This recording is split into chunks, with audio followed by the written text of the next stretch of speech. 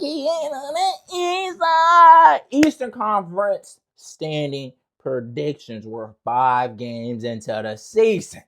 Let me give y'all my official Say Less Empire standing predictions. I'm about to get this flawlessly correct. I've had time to analyze every detail from every team on the east side of the conferences.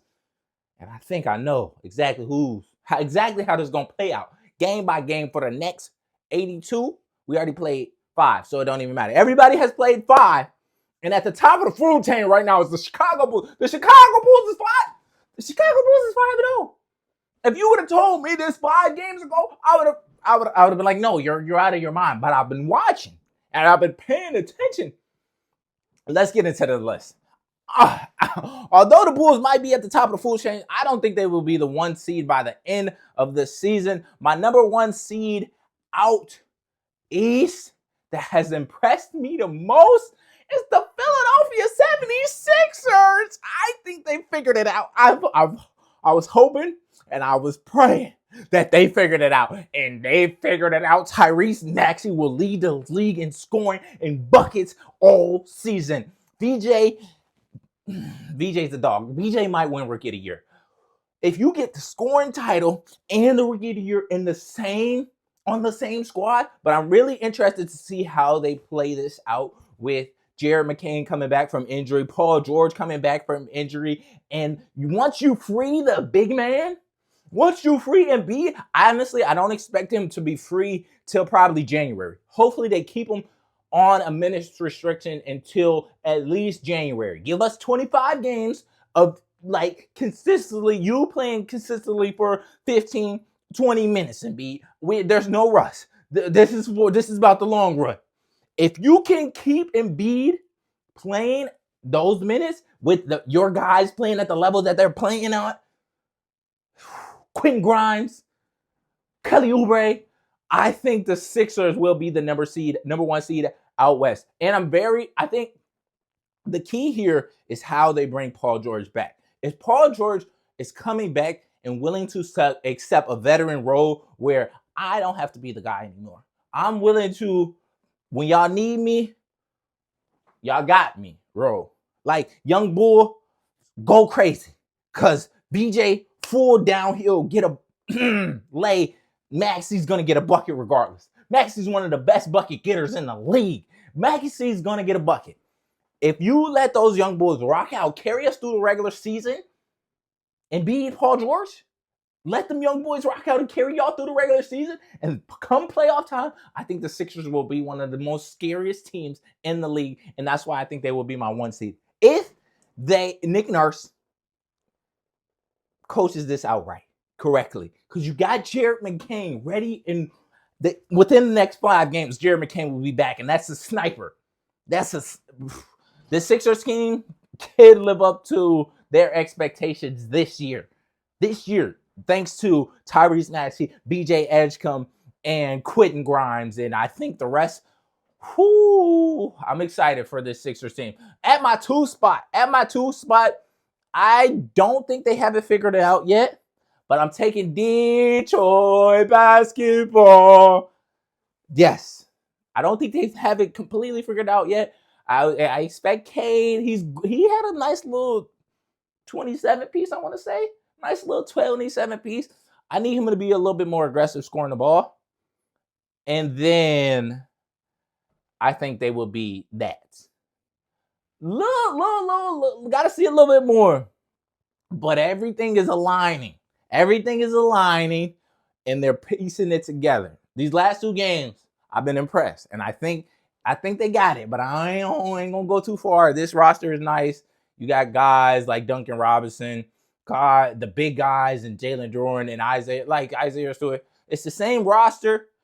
I mean, you did add Karis LeVert and Duncan Robinson, but it's a little better. So I expect them, once they get a little flow and rocking and rolling, they're going to be not unbeatable, but they're going to be a force to be reckoned with out east. My 3 seed, the Miami Heat. Yes. Once it's Tyler Hero. I'm excited for once Tyler Hero go back. They could be the number 1 seed, honestly. It's the tempo. They're playing at a different tempo than what we've seen in Heat culture, and it's working. It's working. They're getting buckets. Bam just went toe to toe with Wemby. Bam, Bam Adebayo. I know. Listen, I've been asking for Bam for this version of Bam for the last 3 years, and I completely gave up on him this year. And he's delivering. He's delivering some nice third. I don't know if he had 30, but I know he had 20. He had a nice double, 20 and 10 against Wemby. I'm pretty sure he had 30. But I like where they're headed. And with Norman Powell, Tyler Hero, I'm really excited to see how that team meshes, because they're playing at a faster pace. I like this. I like this Heat squad. I really like this Heat squad. My 4 seed. 4 seed. I was hoping it might be the Cleveland Cavaliers. I'm not worried, but they're not as good as I thought they were going to be. They're not coming out as dominant as they should be. The East is up for grabs. I thought it was clear. Knicks, Cavs, the Cavs and the Knicks were like, we don't really know if we want it. So I think it's up for grabs. That's why I got them at my 4 or 5. Knicks, Cavs, 4 or 5. Y'all don't want to be top tier, and y'all can be in the middle of the pack. Y'all can be let the middle of the pack teams take the top tier, since y'all don't want it. Because I think the Cavs might be trying to cruise, or they might just miss Darius Garland that much. They might just miss Darius Garland, because they literally lost to the Celtics. They literally lost your arch rival. They're missing their star guy. You go in there into their building and you still lose. They've been putting BTA to y'all for the last 4 seasons. I think that was a big letdown spot for me, and my confidence, it's still early in the season. My confidence in them, I don't think they're title ready. Not yet. You got to show me more. And I think the Knicks are also in that same place, because they just lost to the Bulls. Don't get the Bulls their praise, but y'all got title aspirations. Y'all the New York Knicks. Y'all got Jalen Brunson, Carl Towns. Come on, Mikal has been looking better though. Mikal has been looking better, but I'm a little disappointed. 2-3 to start the season. Come on, man, get it together. 4 or 5 for me on those both teams. 6 seed is the Orlando Magic. Their offense is garbage. Like, I love their defense is still good. It's not as good as it was last year, but it's still good. But their offense is garbage. Like, bad. Like, Jalen Suggs is their best offense, and he's on a 25 minute restriction. He can only play, not even 25, 20. He can only play 20 minutes per game, and he's your best offensive talent.